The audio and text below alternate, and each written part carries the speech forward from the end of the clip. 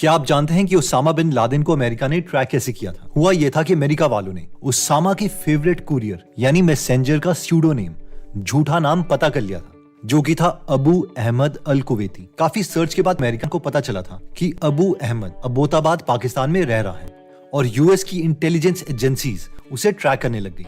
इन agencies ने देखा कि अब्बोताबाद में एक बहुत ही बड़े घर में रह रहा है, लेकिन जब भी इसे फोन में बात करनी होती थी तो ये घर से 2.5 घंटे दूर ट्रेवल कर फिर मोबाइल फोन में बैटरी डालता और फिर फोन करता। एक बार अबू अहमद ने अपने दोस्त को दूर जाके फोन किया जिसे यूएस ट्रैक कर रहा था। उसका दोस्त अबू से बार बार यही सवाल पूछा था कि तू कहाँ है, क्या कर रहा है। अबू अहमद को इंस्ट्रक्शंस थी कि किसी को कुछ ना बोला जाए, I mean, कुछ भी नहीं। लेकिन बहुत बार पूछने के बाद उससे चुप नहीं रहा गया और उसने फाइनली बोल ही दिया।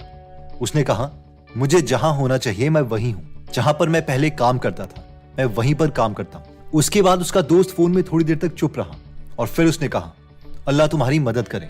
And that's it. ये पीस ऑफ इंफॉर्मेशन यूएसए के लिए बहुत ही इंपॉर्टेंट इंफॉर्मेशन थी, जिसकी वजह से उन्हें पूरा शक हो गया था कि अबू अहमद पक्का उसामा बिन लादेन के साथ ही रह रहा है और उसामा भी उसी घर में है जहां पर अबू रह रहा है। और फाइनली हमें पता है कि अमेरिका ने डिसीजन लिया उस घर में जाने का और अपने 2 ब्लैक हॉक चॉपर वहां पर भेजे उसामा को मारने के लिए। अब इस केस में अबू अहमद की वो कॉल ट्रैक होना जो उसने अपने दोस्त से की थी और साथ ही में वो साइलेंस मेंटेन ना कर पाना जो उससे कहा गया था, ये सब के लिए अच्छी बात थी जिससे उसामा को ट्रैक किया जा सका। लेकिन अगर अब्दुल साइलेंट रहता तो शायद उसामा को ट्रैक करना मुश्किल था। आज की वीडियो में हम पावर ऑफ साइलेंस देखेंगे कि किसी भी फेमस थिंकर के अकॉर्डिंग कम बोलने से हमें क्या क्या पावर मिलती है। तो साइलेंट रहने का सबसे बड़ा फायदा है कि you can remain ahead of your competitors.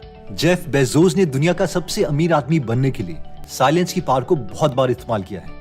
Jeff Bezos एक गिफ्टेड स्पीकर है, कम्युनिकेट भी बहुत अच्छे तरीके से करते हैं, लेकिन अपने बिजनेस सीक्रेट्स को ऐसे ही रिवील नहीं कर देते क्योंकि उन्हें पता है कि अगर वो अपने सीक्रेट्स शेयर कर लेते हैं तो उनके कॉम्पिटिटर्स उनसे आगे बढ़ सकते हैं। इसके लिए वो क्या करते हैं, एक्चुअली जब Amazon ने अपना क्लाउड बिजनेस AWS स्टार्ट किया था तो उन्हें पता चल गया था कि ये बिजनेस Amazon के एम्पायर में एक बहुत ही बड़ा बिजनेस बनेगा। ये कोई छोटा मोटा बिजनेस नहीं था, इसलिए उन्होंने कई सालों तक ये बात छुपा कर रखी। पब्लिक कंपनी होने के बावजूद अपनी एनुअल रिपोर्ट्स में उन्होंने इस बिजनेस का कहीं भी जिक्र नहीं किया। उनके शेयर होल्डर्स को भी नहीं पता था कि Amazon के क्लाउड बिजनेस से Amazon इतने ज्यादा पैसे कमा रहा है। जेफ बेजोस जानते थे कि क्लाउड के बिजनेस में कोई ब्रांड नहीं है, ये तो बस एक टेक्नोलॉजी का बिजनेस है जो कोई भी बड़ी कंपनी कॉपी कर सकती है।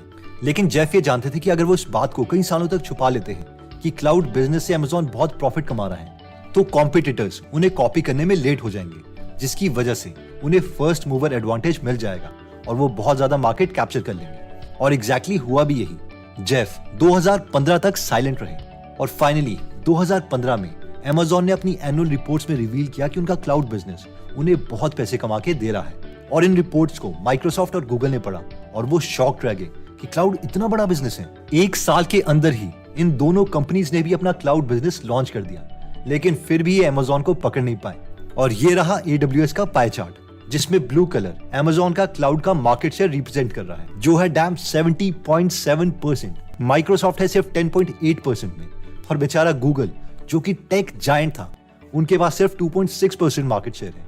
I hope the power of silence हमें इससे पता चल गई होगी। नेक्स्ट ताकत जो साइलेंस हमें देती है वो है कि you will achieve the state of ultra focus. क्या आप जानते हैं कि एक लड़का था जिसका स्कूल उसके घर से 1 घंटे की दूरी पर था और बस में जब सारे स्कूल स्टूडेंट्स एंजॉय कर रहे होते थे तो वो इस वक्त पर अकेले वो एक बस की सीट में बैठकर साइंस फिक्शनल बुक्स पढ़ता रहता था। और जब स्कूल की छुट्टियां होती थी तो वो बाकी बच्चों के साथ नहीं खेलता था, बल्कि चुपचाप जंगल में जाता, वहां से पॉन्ड के पानी के सैंपल्स उठा लेता, कभी कीड़े ले आता और उन्हें घर में आकर माइक्रोस्कोप के अंदर देखता। सब इस लड़के को बहुत ही अजीब सा मानते थे, लेकिन क्या आप जानते हैं कि ये लड़का बड़े होकर क्या बना? ये दुनिया का बेस्ट मूवी डायरेक्टर बना और उसने बहुत फेमस मूवीज बनाई जैसे कि एवेटार, टर्मिनेटर, ट्रू लाइज और इवन टाइटैनिक भी। एंड यस, आपने ठीक गेस किया, ये लड़का है जेम्स कैमरून। जेम्स कैमरून कहते हैं कि लोग मुझे बहुत ही इंट्रोवर्ट मानते थे और एक्चुअली में मैं इंट्रोवर्ट था भी, लेकिन शायद एक अल्ट्रा फोकस वाली स्टेट में पहुंचने के लिए ये क्वालिटी बहुत काम आती है। नेक्स्ट ताकत जो हमें साइलेंस देता है वो है कि you will no yourself much better. एक बार एक इंसान गौतम बुद्ध के पास आया जिसके मन में लाइफ से रिलेटेड बहुत से सवाल थे। उसने आके भगवान बुद्ध से कहा कि मेरे मन में बहुत से सवाल हैं जो मैं आपसे पूछना चाहता हूँ, क्या तुम मेरे सवालों का जवाब दे सकते हो? इस पर भगवान बुद्ध ने कहा, हाँ मैं तुम्हारे हर सवाल का जवाब दे सकता हूँ, लेकिन मेरी एक शर्त है। इस पर उस इंसान ने कहा, मैं इतने सालों से इन सवालों का जवाब ढूंढ रहा हूँ। आपकी जो भी शर्त है वो आप मुझे बता सकते हैं।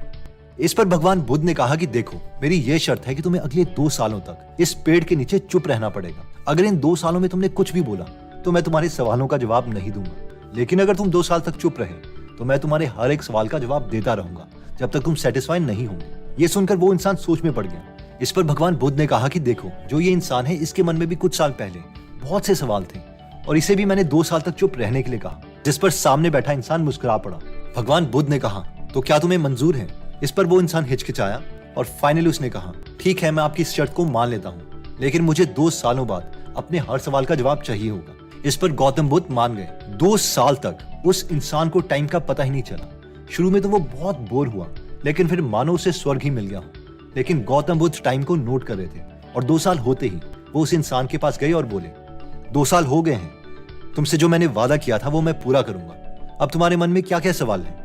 तुम्हारे मन में जो भी सवाल है तुम मुझसे पूछ सकते हो। इस पर वो इंसान बहुत शांत होकर बोला, मैं समझ गया हूं कि आपने मुझे 2 साल तक चुप रहने के लिए क्यों बोला था। मैं खुद को समझ गया हूं और अब मेरे मन में कोई सवाल नहीं है। मुझे शांत रहकर हर सवाल का जवाब मिल गया है।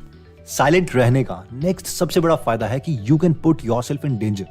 जैक मा बहुत ही फेमस हो रहे थे, वो सेलिब्रिटी से भी मिल रहे थे, जैसे कि Tom cruise, president Trump, even president Obama से भी मिले, बट एक गलती कर बैठे, पावर ऑफ साइलेंस को भूल गए। ये वो स्पीच है जिसमें अलीबाबा के को फाउंडर जैक मा ने चाइनीज गवर्नमेंट से डायरेक्ट पंगा ले लिया। उन्होंने कहा, चाइना में यूजलेसली बहुत रेगुलेशंस लगा रहे हैं, बहुत ही पुरानी थिंकिंग है यहाँ।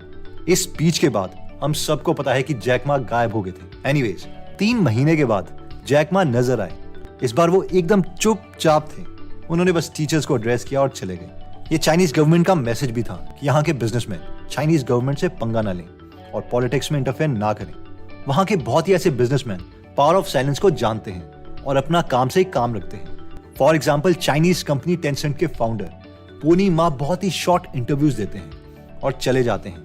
इतना ही नहीं, हमारे मुकेश अंबानी भी कभी भी ये नहीं दिखाते कि वो किसी पॉलिटिकल लीडर से आगे निकल रहे हैं। जब एक बार इंटरव्यू में इंटरव्यूअर ने उन्हें इंट्रोड्यूस करते हुए कहा कि हमारे साथ मुकेश अंबानी है, जो कि हिंदुस्तान के सबसे पावरफुल इंसान है, तो उस पर मुकेश अंबानी ने कहा, मैं अपने को सबसे पावरफुल इंसान नहीं मानता। नमस्कार, हमारे साथ देश के सबसे पावरफुल व्यक्ति है, नहीं नरेंद्र मोदी जी नहीं है हमारे साथ है मुकेश अंबानी जी। जब मैंने कहा कि सबसे पावरफुल या ताकतवर व्यक्ति हमारे साथ है, किस तरह से आप देखते हैं? आप मानते हैं? नहीं, मैं ये नहीं मानता हूँ। मैं आपको सीरियसली लेता नहीं। नहीं, मैं ये नहीं मानता हूँ। मैं आपको सीरियसली लेता नहीं। नेक्स्ट पॉइंट कहता है कि the first one two speak loses. Recently मेरे कुछ रिलेटिव्स प्रॉपर्टी देख रहे थे, जिसके लिए वो बहुत सारे ब्रोकर्स के साथ कांटेक्ट में आए। बहुत से ब्रोकर्स उन्हें रोज कॉल कर रहे थे कि सर, मैम, कौन सी प्रॉपर्टी आपको पसंद आ रही है, किसमें क्या क्या कमियां हैं, चलो एक अग्रीमेंट बना लेते हैं, डील करते हैं। सारे ब्रोकर्स स्कार्सिटी प्रिंसिपल का इस्तेमाल कर रहे थे और कह रहे थे कि सर, बस ये लास्ट प्रॉपर्टी है, बाकी बिक गई है।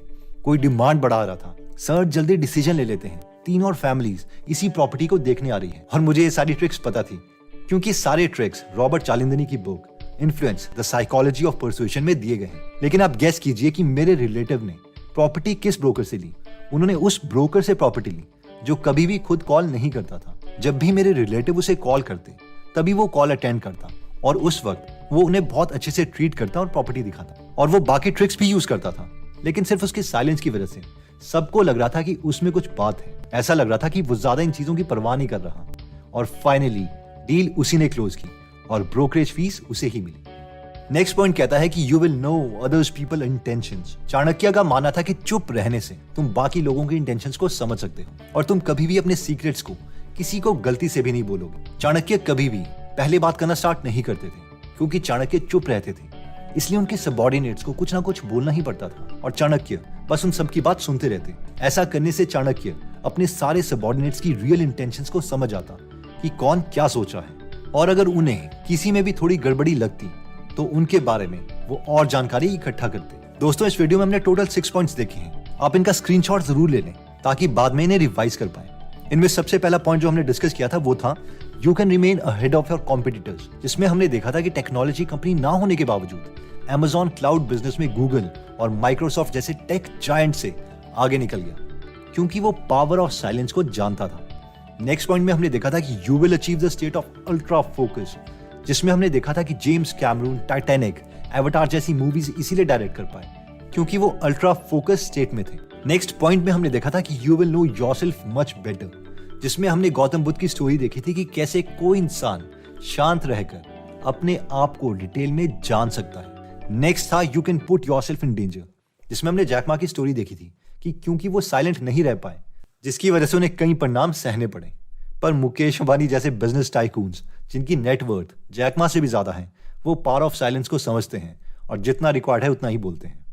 नेक्स्ट पॉइंट था कि the first one two speak loses. इसमें हमने ब्रोकर की स्टोरी देखी थी कि किस तरीके से चुप रहने से दूसरों को लगता है कि हम में कुछ पार है, कुछ मिस्ट्री है। नेक्स्ट पॉइंट था you will know other people's intentions, जिसमें हमने चाणक्य की स्टोरी देखी थी कि कैसे कम बोलने से वो दूसरों की इंटेंशंस को समझ जाते थे। दोस्तों, अगर आप साइलेंस से रिलेटेड और नॉलेज गेन करना चाहते हैं तो आप ये बुक पढ़ सकते हैं, quite the power of an introvert या फिर power of now. In book summaries को आप गीगल एप्लीकेशन में भी सुन सकते हैं, जहां पर 170 से ज्यादा फ्री में हिंदी में बुक समरीज अवेलेबल हैं, जिन्हें आप पढ़ भी सकते हैं और सुन भी सकते हैं। अगर आप एंटरटेनमेंट में नहीं बल्कि नॉलेज में इंटरेस्टेड हैं तो इस ऐप का लिंक हम डिस्क्रिप्शन और फर्स्ट कमेंट में दे देंगे। ये एप्लीकेशन दोनों iOS और एंड्रॉइड में अवेलेबल है। दोस्तों, अगर आपको लगता है कि ये वीडियो आपके किसी फ्रेंड या फैमिली मेंबर की काम आ सकती है तो ये वीडियो आप उनके साथ जरूर शेयर करें। आप कमेंट करके ये भी बता सकते हैं कि आप नेक्स्ट वीडियो किस टॉपिक पर चाहते हैं। जल्द ही हम आपसे दोबारा मिलेंगे। जय हिंद।